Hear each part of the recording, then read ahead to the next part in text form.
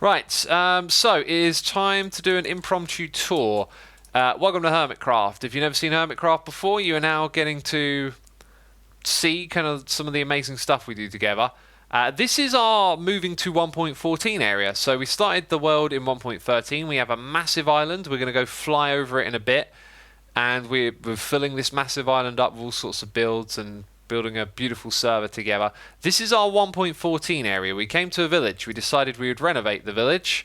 That somehow got out of hand and turned into a giant build battle, which resulted in people trying to build the highest building. And yeah, all of this happened. You know, Scar over on this side, Green over there, Iskal and Mumbo. Kind of like a 3v1. Outnumbered. I think Scar won that one. I mean, Scar is incredible, right? They're all incredible. So yeah, this is the first thing that happened over in 1.14. Oh, jeez.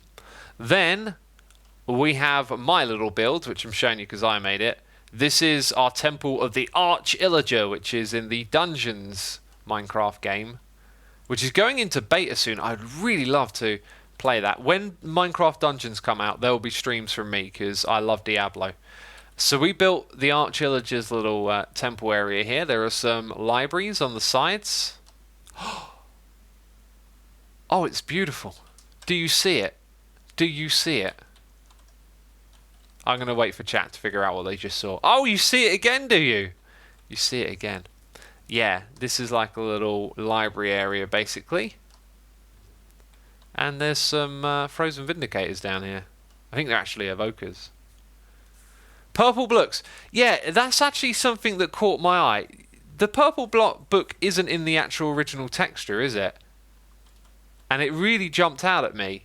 But the texture is actually variated, is the idea. And yeah, I think maybe it might be smart to remove the purple if it isn't in the original texture. I don't know. The purple is definitely what caught my attention. But it's actually variations. I'll have to ask about that. I mean, I don't think it's a big deal. You see, the philosophy of vanilla tweaks is to really stick as close as you can to vanilla, but do something that just gives it a little bit more spice. Like one of them is stone blocks, right? They're all not the same texture, although here they are. Stone blocks should be variated. Yeah, okay, I got one, right? So let's zoom in on pixels. Right, we've got a bunch of ones right here. Then it gets a little bit darker and darker again. If we go over to this one, bunch of pixels, gets darker, darker again. Then it gets light, and it didn't over here. So very subtle little changes in pixels have been introduced to the stone blocks. The andesite blocks, you would barely notice them, but when you're looking at a flat wall of the same texture, then it all of a sudden becomes more noticeable. There you go, little island with a blob in it. Next stone texture, that isn't there. Those tiny little changes to me make a world of difference. And we first saw them with stuff like gravel, netherrack, like when they are in the world but they're rotated randomly. That's a great thing to do.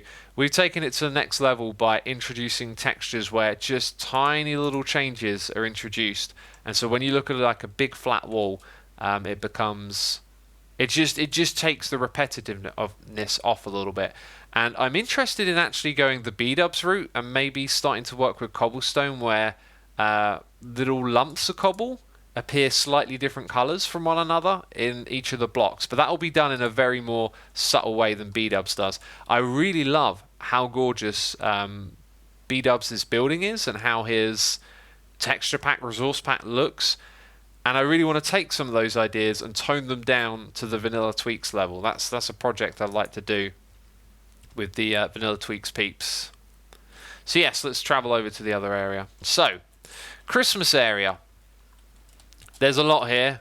We're gonna flick past a lot of stuff, right, on our little impromptu tour. Oh, we've got a snow globe to the left. I built this thing to the right. That is the entrance to my golf game. I'm going to finish that this Christmas. I'm literally going to finish it this Christmas, peeps. Like, I haven't touched any of the games over here, and I was like, I'm going to finish that when it's time. So when we're streaming in Christmas time, like December, I'm going to come over here and finish the mini golf. That's my plan. I'm telling you now. So anyway, we go out of the Christmas area into the fantasy district. This is probably one of the most remarkable of all. False and Ren live here. Tango lives under the water, although Tango hasn't been playing for a while. I'm just breezing over some of the amazing builds here. It's all connected with the Hermit Rail network, an ingenious idea put forth by Ren, where we have stations and railway lines connecting the whole server together. So you'll see those throughout our little impromptu tour that we're doing here. Then we have the Pirate District and Concorp Studios. This is Concorp Studios, where we have... let's go inside the convex one. That's really well done. Got places like this. This is the convex tank thing. So, little recording studio. And, yeah, there's like a contestant thing going on here, and you get dunked into the pool. It's awesome. But it hasn't been done yet. I can't believe it. We had all these plans. So yes, pirate area, where we're going to be playing in just a moment. You got Cleo's rainbow ship over here.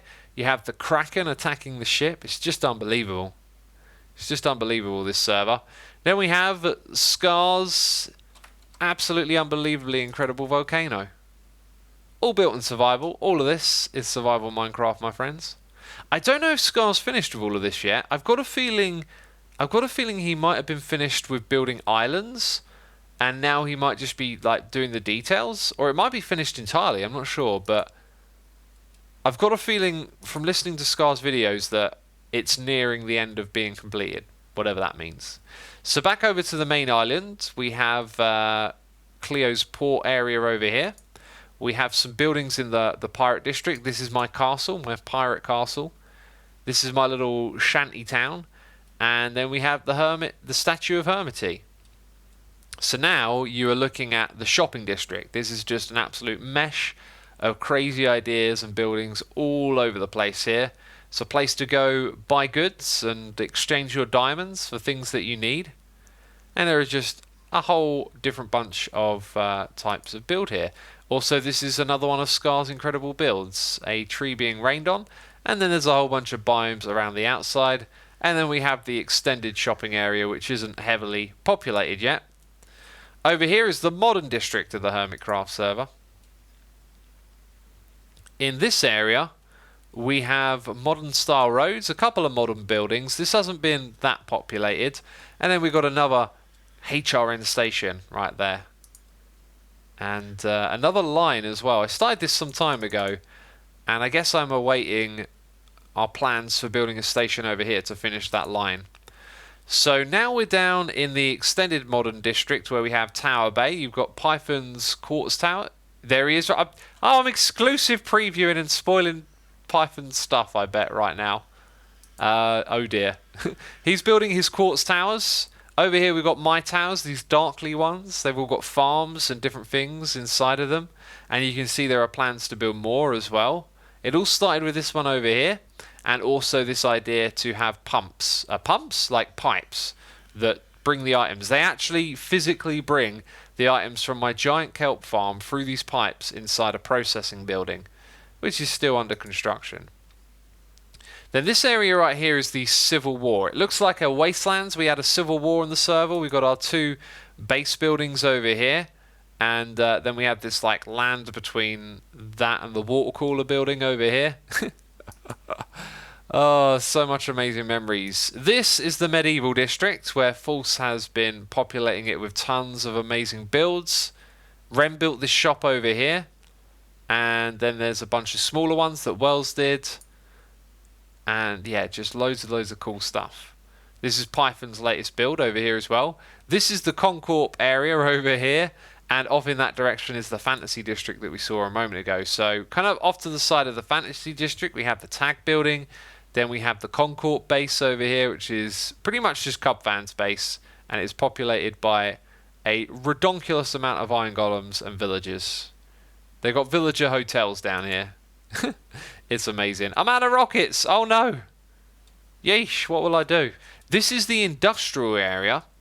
And as you can see, the theme is very industrialized. Big, kind of grey, clunky buildings compacted close together on these big platforms of greyness.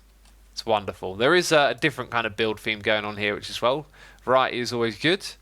And for that, you've seen most of the main islands. So let's fly across the middle, which is the big aquatic.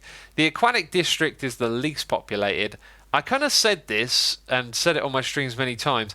Even though building underwater is now more possible and interesting, I just got this feeling like no one's going to do it, because if you were thinking I want to build underwater in this game, you were probably already doing it. I don't think the fact that it's like a little bit easier changes too much there. So this is Grian's incredibly enormous base. Incredibly? Am I overusing that made up word?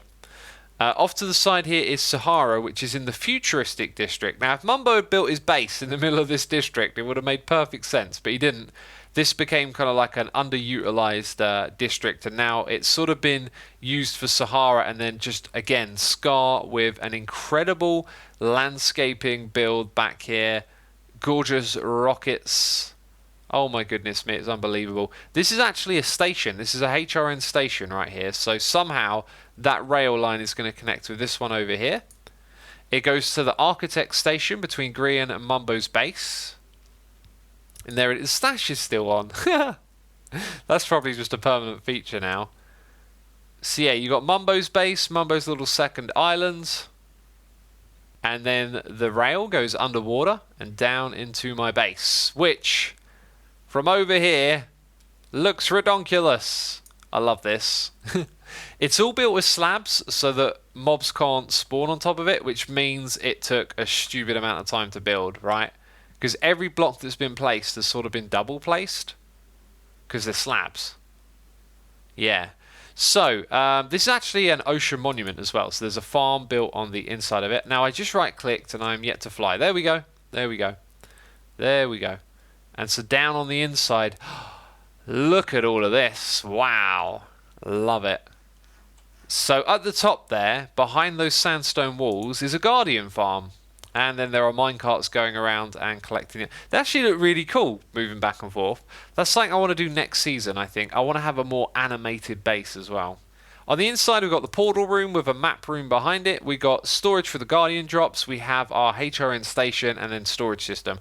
This base is really just a drop-off point for me to come and interact with my storage. Like, that's literally its purpose, is just like a place for me to sort my items. So we've got a massive shulker box sorting system. We have bulk storage around the back. We've got a furnace that is cooking up a whole bunch of meat at the moment, I think. And then there's a few other utility things hidden around here. We have to see the Nether hub, don't we? I kind of glossed over the Nether hub. For anyone who was watching, like, I just flew into that Nether hub, and if you hadn't seen it before, you might have been like, whoa! And I've just, like, not even acknowledged it. Alright, and then jumping down here, this is our Nether hub, okay? This was a massive communal grind, a communal effort. This was my idea from my Season 1 hub. I did a miniature like map of my world, and it was a long time convincing the hermits to do this, but eventually we got to a point where we kind of all saw the vision for it and agreed on it. And then there was this moment of like umming and ahhing, can we pull this off? And it was like, yeah, we're Hermitcraft, we got to. And we pulled through, and lots of people chipped in and made this possible, digging out a giant area of the server, collecting an incredible amount of glass and resources, just to build a Nether hub that's absolutely remarkable, that you can fly around and look at all these portals. Make sure you subscribe to my channel if you want to catch Hermitcraft episodes. I've also just launched a new channel as well called Asuma Says. That's it from me, peeps. Thank you ever so much for watching. I'll see you later. Bye bye.